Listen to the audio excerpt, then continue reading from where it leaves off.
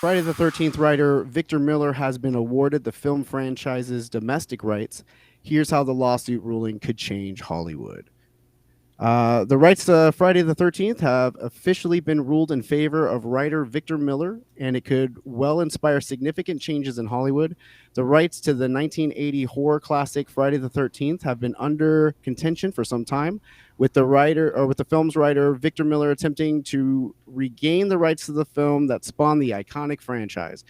The film's director-producer, Sean Cunningham, argued that Miller's work on the screenplay was on a work-for-hire basis, meaning that he was ineligible to terminate copyrights, essentially that the rights never belonged to Miller in the first place. In 2018, let me jump in there really fast. So, guys, when we say work for hire, that's a copyright, the Copyright Act lingo or copyright law lingo. And when we say someone is a work for hire, we hired them, we commissioned them to make something for us. Now, here's basically what you need to know. When it comes to copyright law, you automatically own the copyright in the thing that you made, right? So I'm making notes right now. I have a piece of paper. What I wrote right here, I have the copyright into. So same with music. If I record something onto my phone, if I record something in my studio, I own that. So we're talking about a screenplay writer. As soon as he made the thing, he owns it. So what they're saying is we hired this guy and he's a work for hire. So therefore we own it. Now, that Orko is going to keep reading this here in a sec, and you're going to pay attention to some key words.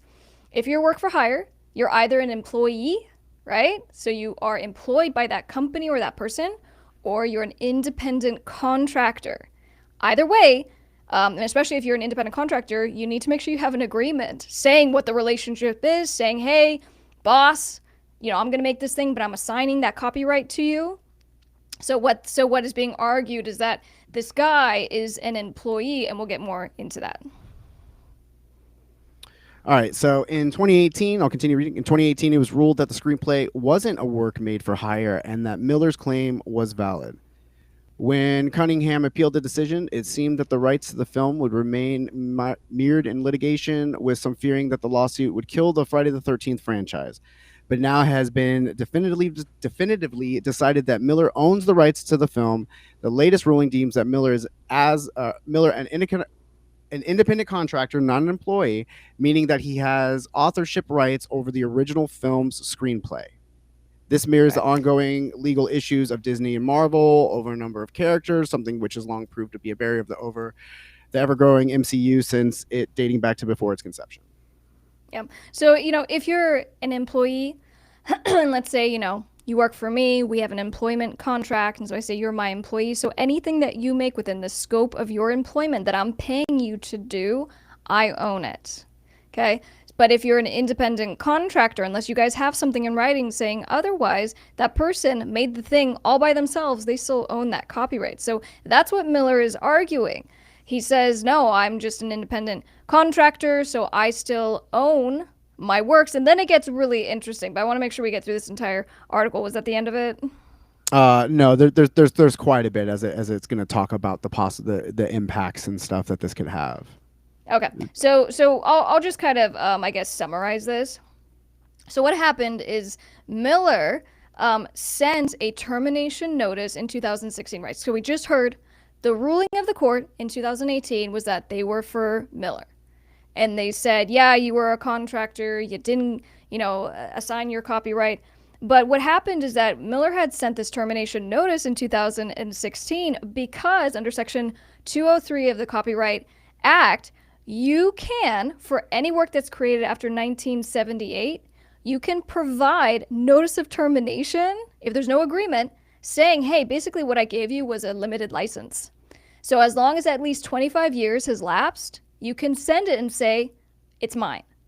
So that's why he's all coming in guns a-blazing now 4 decades later and saying, I own the franchise because you used my screenplay. You then made, all these movies and they're derivative works of my stuff. So I own it. And the court agreed. Yeah. Very interesting. Very interesting stuff. And then it went on appeal.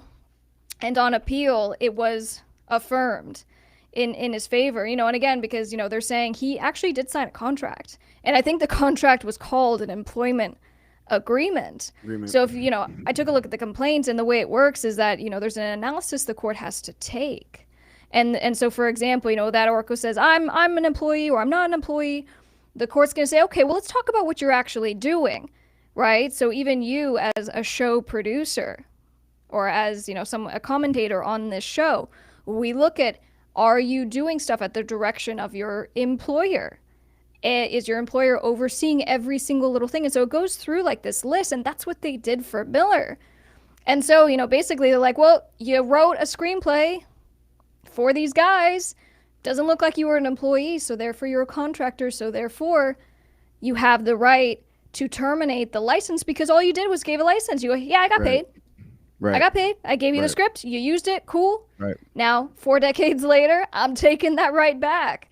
So, I kind of mentioned to this to you before the show, but I go, Disney is sweating bullets right now. Right. And we'll probably cover this in an upcoming show, but everybody's going to be sweating bullets from this now, because it's going to impact how movies are made in the future, and how what properties are going to continue, which are going to be shelved, because they're going to have to renegotiate.